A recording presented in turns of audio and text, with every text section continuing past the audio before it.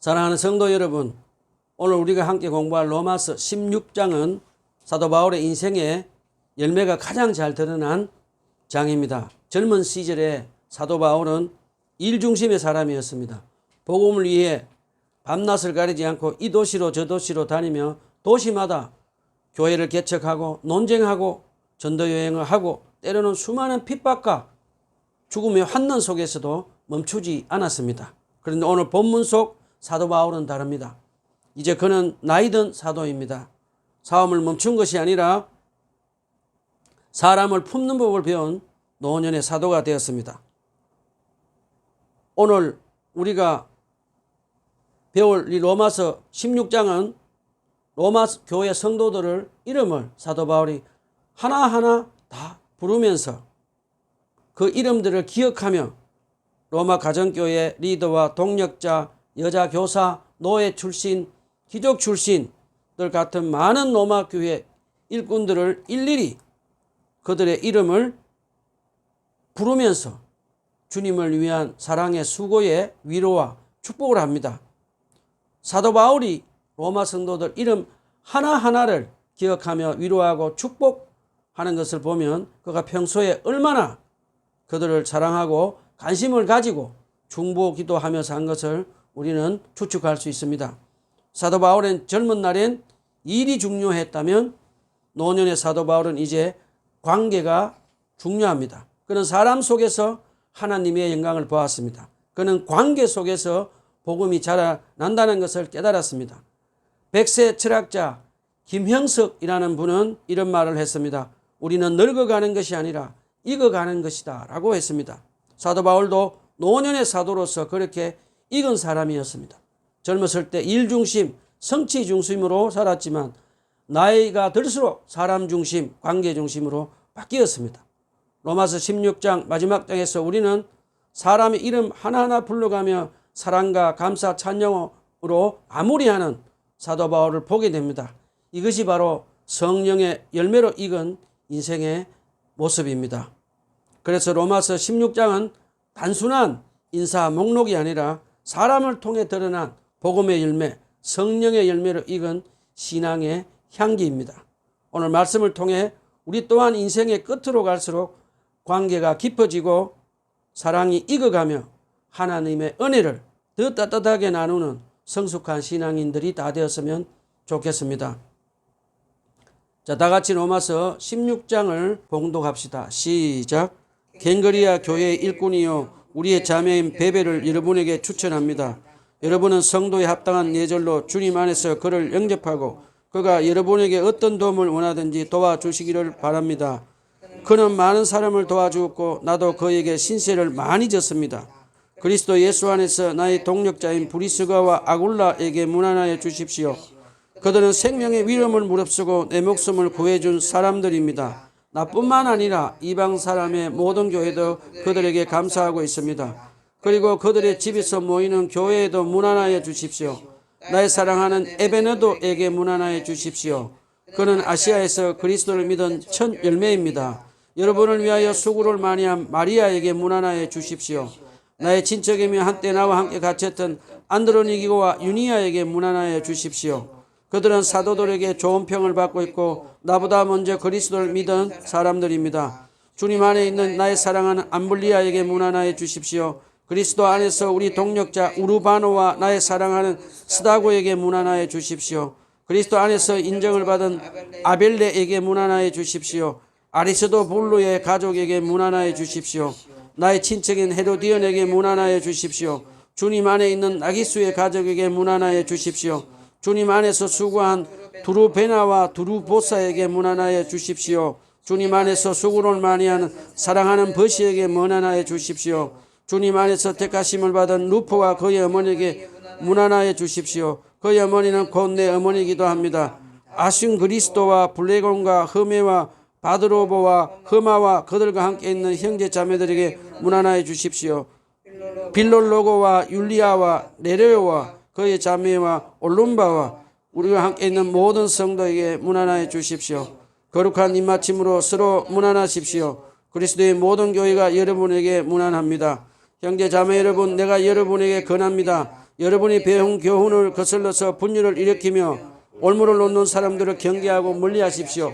이런 사람들은 우리 주 그리스도를 섬기는 것이 아니라 자기네 배를 섬기는 것이며 그럴듯한 말과 아첨하는 말로 순진한 사람들의 마음을 속이는 것입니다. 여러분의 순종은 모든 사람에게 소문이 났습니다. 나는 여러분의 일로 기뻐합니다. 나는 여러분이 선한 일은 슬기롭고 악한 일에는 순진하기를 바랍니다.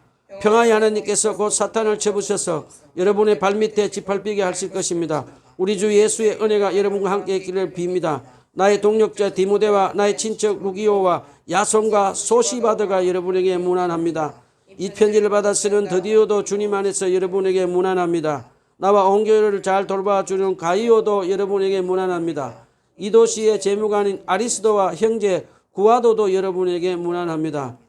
하나님께서는 내가 전하는 곧 예수 그리스도에 관한 선포로 여러분을 능히 튼튼히 세워주십니다.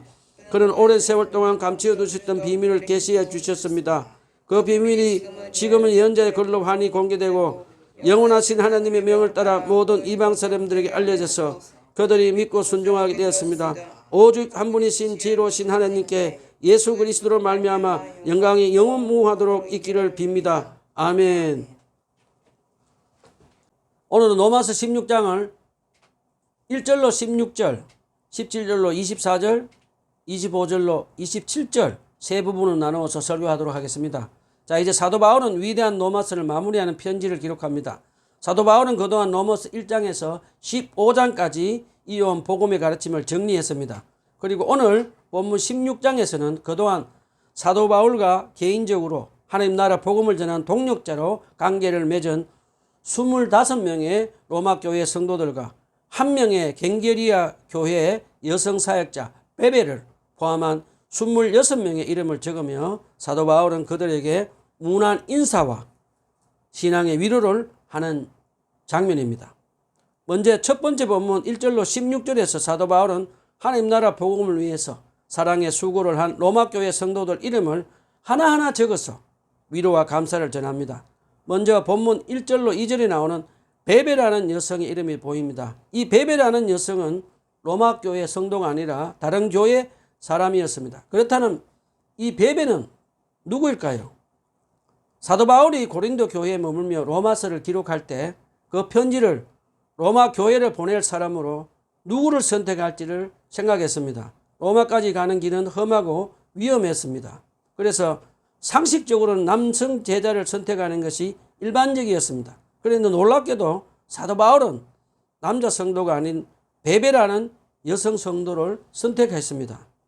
그녀가 바로 고린도 교회 옆 항구 도시 고린도 교회의 자매교회인 갱그리아 가정교회 여성 사역자 베베입니다. 그렇다면 왜 사도 바울은 베베를 선택했을까요? 먼저 1절에서 사도 바울은 로마 교회 성도들에게 그를 주님 안에서 성도답게 영접하고 무엇이든 필요하면 도와주라고 부탁합니다. 이 말씀을 자세히 묵상해보면 사도 바울이 주 안에서 얼마나 베베를 신뢰하고 사랑했는지를 알 수 있습니다. 또한 사도 바울은 그는 많은 사람을 도와주었고 나도 많은 신세를 졌다고 합니다. 많은 신세를 졌다고 한 말을 한번 생각해 봅시다. 이 표현을 생각해 보면 베베는 단순한 봉사자가 아니라 그녀의 갱그리아 가정교회에서 많은 가난한 이방인 그리스도인들을 그녀의 제물로 섬기고 또 사도 바울을 섬긴 것을 우리가 추측할 수 있습니다.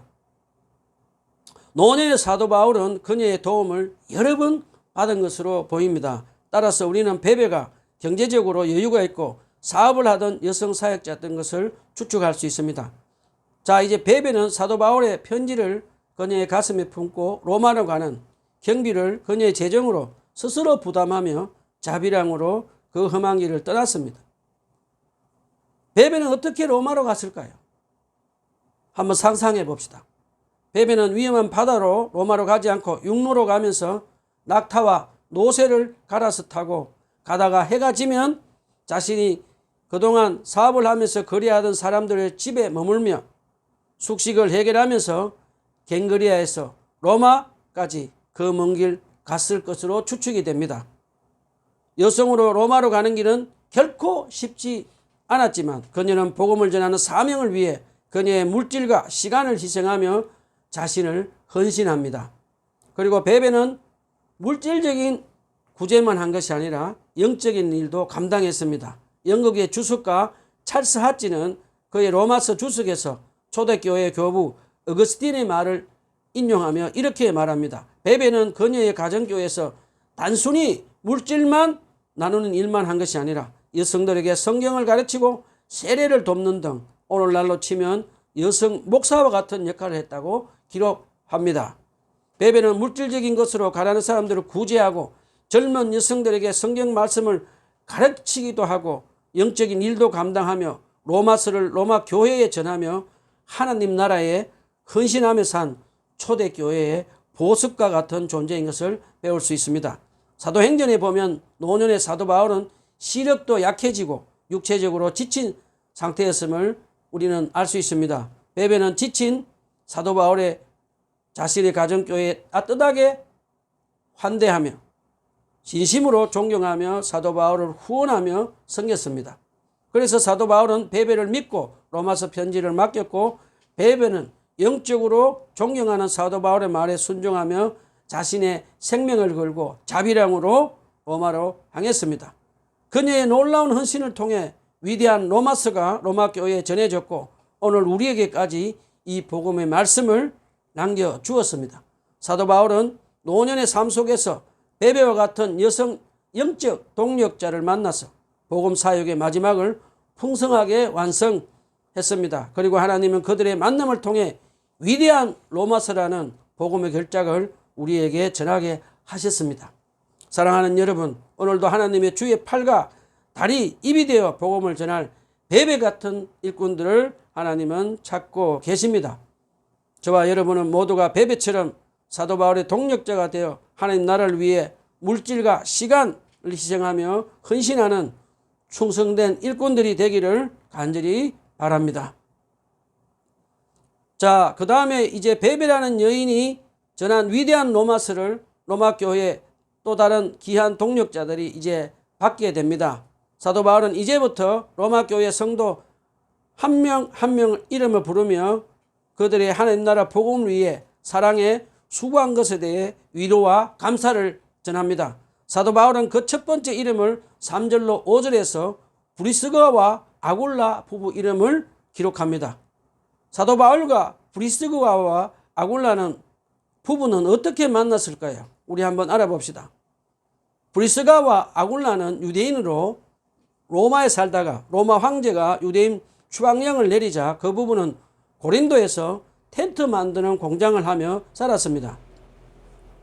그런데 그때 에덴에서 전도 사역에 실패하고 낙심해서 고린도에 처음 온 사도 바울은 고린도 지역의 향락 문화와 우상 섬김을 보고 사도 바울은 우울하고 절망 가운데 살고 있었습니다.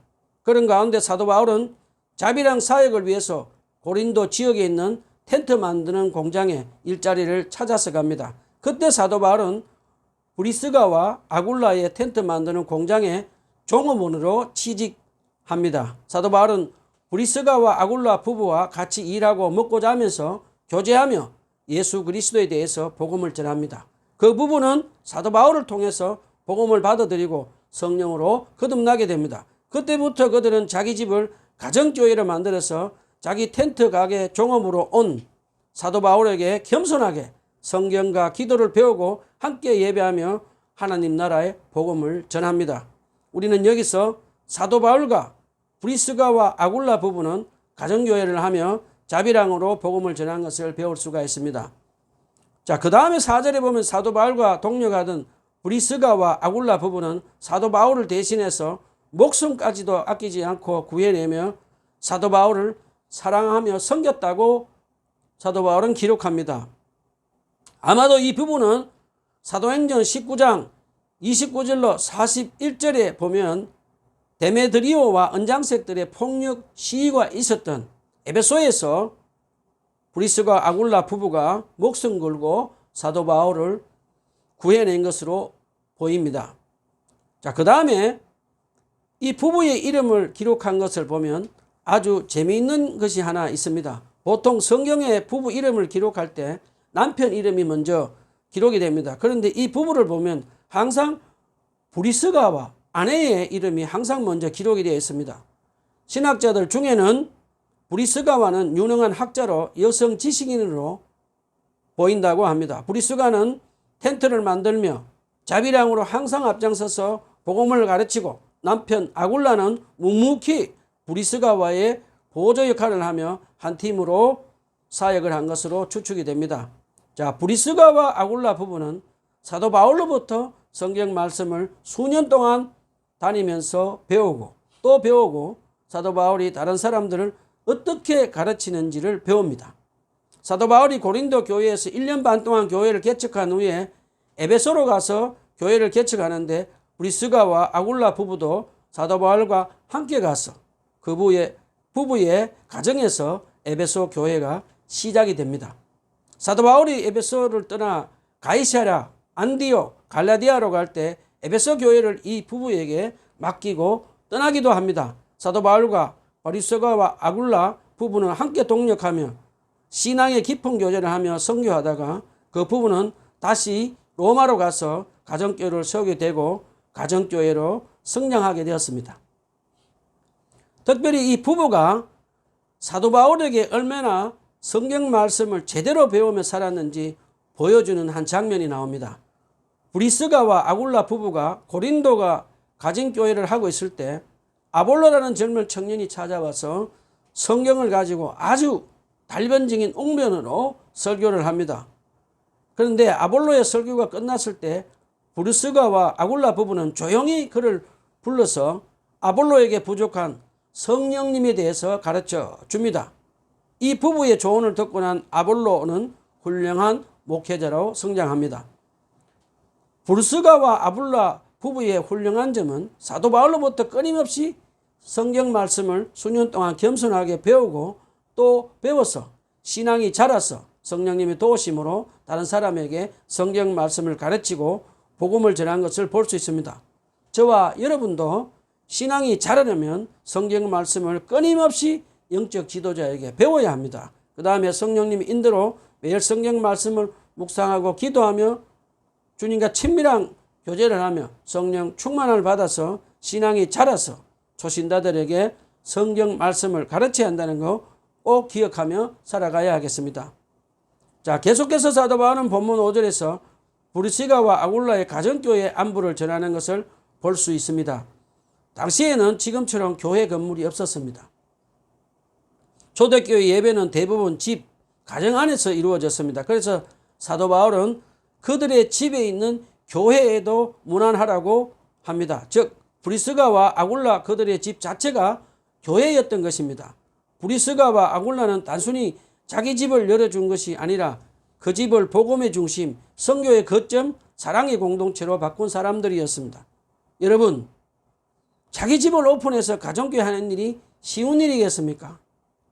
가정을 가지고 사시는 분들은, 특별히 여성분들은 쉽게 이해가 될 것입니다. 가정교회를 한다는 것은 쉬운 일이 아닙니다.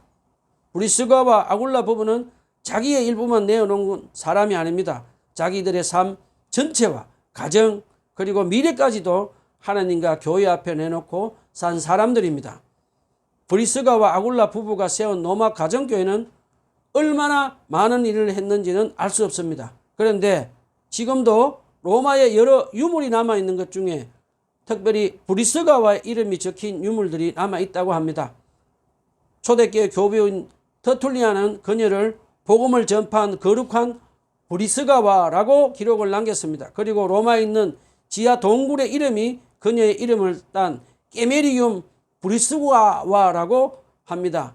또 로마의 한 교회는 그녀의 이름을 따라서 티투루스 성 브리스가와라고 한다고 합니다. 그 교회의 브리스가와의 이름 앞에 세인트, 성인이라는 이름이 붙어 있는 것을 보면 브리스가와는 하나님 나라 복음을 전하는 일에 진심으로 헌신한 초대교회의 보석과 같은 여성임을 우리는 알 수가 있습니다.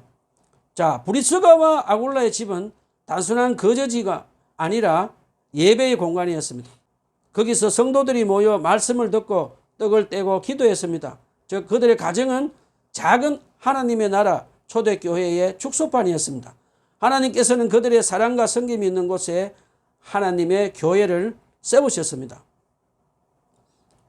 이 말씀을 우리 한번 적용해 봅시다. 사랑하는 성도 여러분, 오늘날 교회가 위기를 겪는 중 이유 하나는 건물 중심의 신앙에 갇혀 있기 때문입니다. 예배당이 없으면 교회가 아니라고 생각하고 사람이 적으면 사역이 실패했다고 여깁니다. 그러나 성경은 다르게 말합니다. 그들의 집에 있는 교회에도 무난하라. 여러분, 중국 지하교회, 북한 지하교회, 이슬람 지역에서 비밀리에 모이는 지하 가정교회 성도들을 한번 생각해 보십시오. 그들에게는 화려한 예배당도 거대한 프로그램도 없습니다. 그러나 그곳에는 예수 그리스도의 사랑과 믿음으로 성령 충만한 가정교회 공동체가 있습니다. 이 시간 성령께서 역사하셔서 특별히 사도 바울과 브리스가와 아굴라 같이 자비랑으로 작은 가정교회를 섬기는 목회자분들에게 도전합니다. 저도 목회자로서 이 자비랑 가정교회 길을 걷고 있기에 여러분의 헌신과 어려움은 누구보다 잘 압니다. 건물이 없다고, 사람이 수가 적다고 낙심하지 말고 주님께서 단 한 영혼을 구하는 것을 천하보다 귀하게 여기는 하나님 나라의 본질을 붙잡고 나아갑시다. 그리고 사도 바울이 그들의 집에 있는 교회에도 무난하라는 오늘 이 말씀을 통해 용기와 힘을 얻으시기를 바랍니다. 교회는 건물이 아니라 관계입니다. 그리고 성전은 건물이 아니라 우리 자신입니다. 성령께서 우리 안에 거하시고 우리가 사랑과 섬김으로 연결될 때 그것이 바로 하나님 나라 교회가 됩니다. 오늘 우리 가정이 브리스가와 아굴라 집처럼 예배가 있는 집, 기도가 있는 집, 복음이 흘러가는 집이 되기를 소망합니다. 사랑하는 여러분, 브리스가와 아굴라의 가정교회처럼 우리 가정도 그렇게 되기를 원합니다. 먼저 성령님의 인도로 우리 부부가 서로 사랑하고 자녀들에게 성경 말씀을 가르치고 기도와 예배의 본을 보이고 이웃에게 복음을 나누며 땅끝까지 복음을 전하는 선교적 가정교회가 되게 하소서. 아멘. 브리스가와 아굴라 부부의 집에서 가정교회가 세워진 것을 기록한 사도 바울은 이제 5절에서 그의 아시아의 첫 번째 복음의 열매인 바로 사랑하는 에베너도라고 기뻐하며 문안한 것을 볼 수 있습니다. 여러분은 첫 번째 복음의 전도를 한 사람을 기억하고 있습니까? 사랑하는 그분을 위해 기도하고 문안 인사를 하시기를 바랍니다. 자, 계속해서 6절로 7절에서 사도 바울은 세 사람을 언급합니다. 먼저 마리아, 히브리 이름을 가진 유대 여성입니다. 사도 바울은 마리아에게 많이 수고했다고 단 한마디로 표현하지만 그 말 안에는 보이지 않는 헌신과 눈물이 들어 있습니다. 수고하다는 헬라어 코피아노는 지쳐 쓰러질 만큼 일했다는 뜻입니다. 즉 마리아는 보이지 않는 자리에서 예수 그리스도의 십자가의 사랑에 감사해서 복음을 위해 지쳐 쓰러질 만큼 자원해서 헌신한 여성이었습니다. 그 다음에 안드로니고와 유니아는 부부 또는 친척 관계로 보입니다. 이들은 나보다 먼저 그리스도를 믿은 사람들로 사도 바울이 표현한 것을 보면 이들은 사도 바울의 영적 선배였습니다. 그들은 사도들 가운데서 존경받는 자로 기록되어 있습니다. 초대교우 요한 크리스토톰은 유니아를 여자 사도로 언급합니다. 그녀는 사도 중에 사도로 존경받는 사람이라고 말합니다. 이것은 초대교회가 남녀 구분 없이 복음의 사명을 감당한 것을 보여줍니다. 영국의 존 스토트 목사님은 이렇게 말합니다. 교회는 위계가 아니라 은혜의 순서로 세워진다. 먼저 믿은 사람은 특권이 아니라 섬김의 본을 보인 자들이다라고 합니다. 자, 그 다음에 8절로 10절에 보면 사도 바울은 암블리아, 우르바노, 스타고라는 이름을 기록했는데 이 사람들은 모두 노예나 해방노예 출신의 이름이었습니다. 우리가 잘 아는 대로 누가복음을 기록한 누가도 노예 출신이었습니다. 로마 교회 안에는 소수의 귀족 출신도 있었지만 다수는 노예 출신인 사회 약자들이었습니다. 그런데 사도 바울은 노예 출신들을 향해서 이렇게 말합니다. 사랑하는 자로, 동력자로, 인정받는 자로 부릅니다. 노예 출신 그들은 세상에서는 비록 천한 이름이지만 주 안에서는 영광스러운 이름이 된 것을 사도 바울은 우리에게 가르쳐 줍니다. 존 스토트 목사는 주석에서 이렇게 말합니다. 그리스도 안에서는 신분의 벽이 무너진다. 교회는 사회적 피라미드가 아니라 사랑의 원이다. 교회는 제도적 권력이 아니라 사랑으로 연결된 관계망이라는 것을 꼭 기억합시다. 이어서 11절로 13절에 보면 아리스도블로의 가족은 귀족 가문인 출신으로 보입니다. 한 가문의 종들이나 가족 전체가 복음을 받아들였다는 것은 얼마나 놀라운 일인지 모르겠습니다. 초대교회 역사에 보면 종들이 귀족 주인에게 복음을 전해서 온 가족이 구원받고 복음을 받는 것을 많이 기록해 놓았습니다. 이 가족도 그런 유형 중에 한 가족으로 보입니다.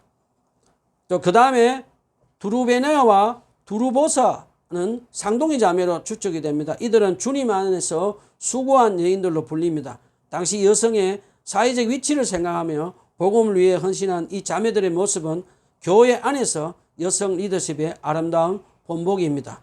이어서 사도 바울은 시몬의 아들 루포를 기록합니다. 마가복음 15장 21절에 따르면 예수님의 십자가를 대신 진 시몬이라는 사람의 아들이 루포인 것을 알 수 있습니다. 이 가족은 십자가 사건과 직접 연결되어 있는 가정입니다. 사도 바울은 그의 어머니를 가리켜 내 어머니이기도 하다라고 했습니다. 그만큼 사랑과 돌봄을 받았던 관계였습니다. 복음의 역사는 이렇게 영적 가족 관계 속에서 자라난다는 것을 가르쳐 줍니다. 사도 바울은 본문 14절로 16절에서 아순그리도와 블레곤과 헤르메스와 바드로바와 헤르마와 그들과 함께 있는 형제 자매들에게 문안하십시오라고 합니다. 많은 다른 이름을 가진 사람들이 기록된 이 구절은 단순히 사람의 이름을 나열한 것이 아니라 그리스도의 몸된 교회 안에서 한 가족이 된 아름다운 공동체를 우리에게 가르쳐 줍니다. 사도 바울의 기록을 보면 로마의 초대교회, 작은 교회들이 여러 곳에 흩어져 있는 것을 보여줍니다. 로마에는 이미 5개 이상의 가정교회가 있었습니다. 이들은 서로 연결되어 하나의 몸으로 연합했습니다. 거룩한 입맞춤으로 문안하라는 사도 바울이 말한 대로 초대교회 그리스도인들은 거룩한 입맞춤을 하며 살았습니다. 이것은 단순한 인사 이상의 의미입니다. 그리스도 안에서 모든 차별을 초월한 형제자매의 연합을 상징합니다. 사랑하는 성도 여러분, 하나님께서는 복음의 역사를 이름 없는 자들의 이름으로 써내려 가십니다.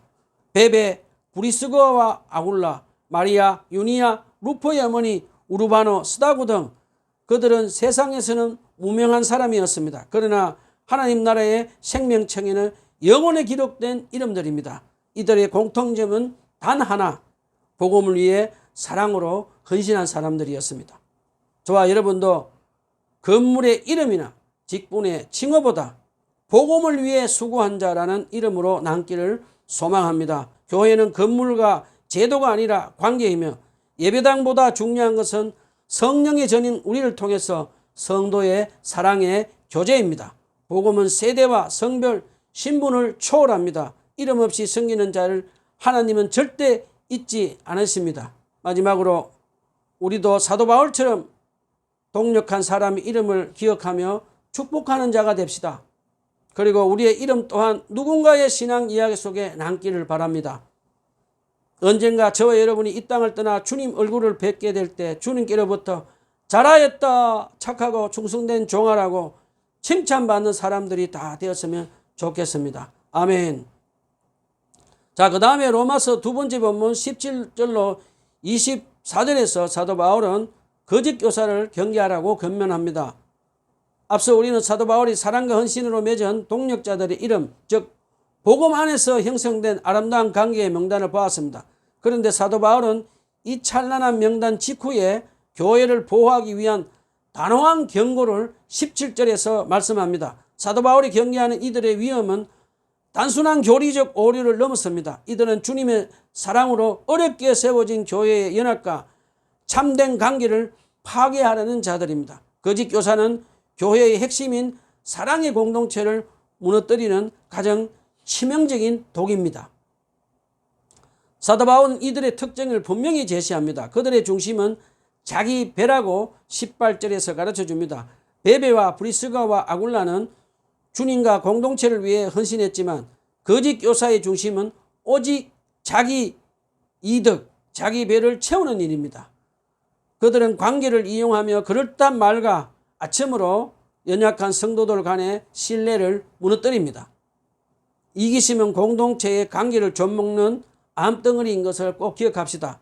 사도 바울이 멀리 하십시오라고 명하는 것은 단순히 냉담함이 아닙니다. 이것은 공동체의 건강한 관계를 지키기 위한 적극적인 영적 분별력입니다. 오늘날에도 이러한 거짓 교사들은 여전히 존재합니다. 신천지, 통일교, 몰몬교 같은 이단들은 성경 구절을 교묘하게 왜곡하여 예수 그리스도 대신 인간 지도자를 높이고 하나님의 교회 대신 자기 조직을 세웁니다. 이들은 성경 공부 모임이나 무료 강좌, 성경 비밀 해석 같은 이름으로 접근하지만 그 속에는 독이 있습니다. 사도 바울의 표현대로 달콤한 말과 아첨으로 순진한 사람들을 미혹합니다. 그래서 사도 바울은 그들을 멀리하라고 명령합니다. 이는 정오가 아니라 사랑의 경계입니다. 교회를 지키고 연약한 영혼을 보호하는 영적 책임입니다. 자, 우리는 어떻게 거짓 교사를 알 수 있을까요? 거짓 교사와 이단을 분별하는 가장 확실한 기준은 단 하나입니다. 그들이 예수 그리스도를 나의 구주로, 유일한 구주로 고백하고 성경을 최종 권위로 인정하는가입니다. 어떤 단체든 예수 그리스도 이름 외에 다른 이름을 높이거나 성경 외에 또 다른 계시를 주장한다면 그것은 반드시 거짓된 복음인 것을 기억해서 거짓 이단에게 미혹되어서 속지 않도록 조심하며 삽시다. 이어서 사도 바울은 19절에서 우리에게 악한 일, 즉 교회를 파괴하는 분쟁과 올무로 노는 일은 순진하게 미련하게 관여하지 않고 대처할 것을 가르쳐 줍니다. 그러나 선한 일, 복음과 진리를 위해서는 지혜롭게 슬기롭게 대처하며 영적 분별력을 갖추라고 한 번 더 권면합니다. 계속해서 사도 바울은 20절에서 교회에 분열되는 항상 악한 영인, 악한 사탄이 있지만 두려워 말라고 말씀합니다. 왜냐하면 하나님께서 친히 물리쳐 주신다고 가르쳐 줍니다. 평화의 하나님께서 곧 사탄을 쳐부셔서 여러분의 발밑에 짓밟히게 하실 것입니다. 교회를 분열시키는 사탄의 역사는 결국 평화의 하나님 앞에 무너질 것입니다. 아멘. 이 대목을 우리에게 적용해 봅시다. 사랑하는 성도 여러분, 오늘 우리는 사도 바울의 경고를 다시 붙듭시다. 교회 안에 자기 욕심의 배를 채우려는 거짓 교사들과 이단을 멀리하고 오직 성경의 진리 위에 굳게 서야 합니다.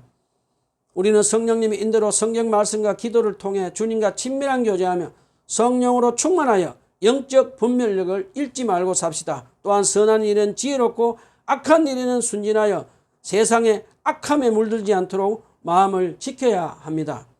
마지막으로 교회를 무너뜨리는 악한 사단의 속임수와 분열의 영을 예수 그리스도의 이름으로 단호히 물리치며 기도로 승리하는 저와 여러분이 다 되었으면 좋겠습니다. 자, 그 다음에 21절로 24절입니다. 사도 바울은 이제 로마 교회 성도들에게 디모데, 루기오, 야손 같은 그의 참된 동력자들의 이름을 기록합니다. 이 사람들은 거짓 교사들이 파괴하려 했던 참된 관계와 공동체를 굳건히 세우기 위해 사도 바울과 함께 수고한 동력자들입니다. 그들은 로마서를 통해서 로마 교회 성도들에게 안부를 전하며 성도의 교제를 하는 것을 우리에게 가르쳐 줍니다. 자, 이제 로마서 16장 마지막 본문 25절로 27절에서 사도 바울은 복음은 우리를 굳게 세운다고 권면하며 로마서의 마지막을 찬송으로 마무리합니다. 25절에서 사도 바울은 하나님께서는 내가 전하는 복음 곧 예수 그리스도에 관한 선포로 여러분을 능히 튼튼히 세워주십니다고 합니다. 복음은 단순히 우리를 구원만 하는 소식이 아닙니다. 복음은 우리의 믿음을 흔들리지 않게 붙들고 끝까지 서게 하는 하나님의 능력임을 믿고 살아가는 우리 모두가 됩시다. 이어서 26절에서 사도 바울은 그동안 비밀로 감추어져 있었던 복음이 세상에 밝혀 드러나서 이방인들이 복음을 듣고 순종하게 된 것을 감사를 드립니다. 그리고 마지막 27절에서 사도 바울은 하나님을 찬양합니다. 오직 한 분이신 지혜로우신 하나님께 예수 그리스도로 말미암아 영광이 영원무궁하도록 있기를 바랍니다. 아멘. 여러분, 로마서의 시작은 인간의 죄였지만 마지막은 복음으로 인해 하나님께 드리는 찬양입니다. 복음의 여정은 언제나 논쟁이 아니라 예배로 완성됩니다. 아멘. 말씀을 정리합시다. 로마서 16장은 우리에게 다음 세 가지를 분명히 보여줍니다. 첫 번째는 사도 바울과 참된 동력자로 사랑으로 주님을 섬긴 사람들처럼 살아갑시다. 두 번째는 거짓 교사를 경계하고 성경의 진리 위에 굳게 선 교회가 되도록 합시다. 세 번째, 하나님께 영광 돌리는 찬송으로 완성되는 복음의 결론을 내리는 우리 모두가 다 되었으면 좋겠습니다. 저는 마지막으로 로마서를 기록한 사도 바울을 묵상하며 고린도후서 6장 10절에 나오는 사도 바울의 고백이 생각났습니다. 것이 많은 사람 같으나 항상 기뻐하고 가난한 사람 같으나 많은 사람을 부유하게 하며 아무것도 없는 사람 같으나 모든 것을 가진 사람입니다. 이것이 바로 성령의 열매로 익어가는 사도 바울의 삶이었습니다. 주님께서 우리 모두를 그런 사람으로 빚어가시기를 바랍니다.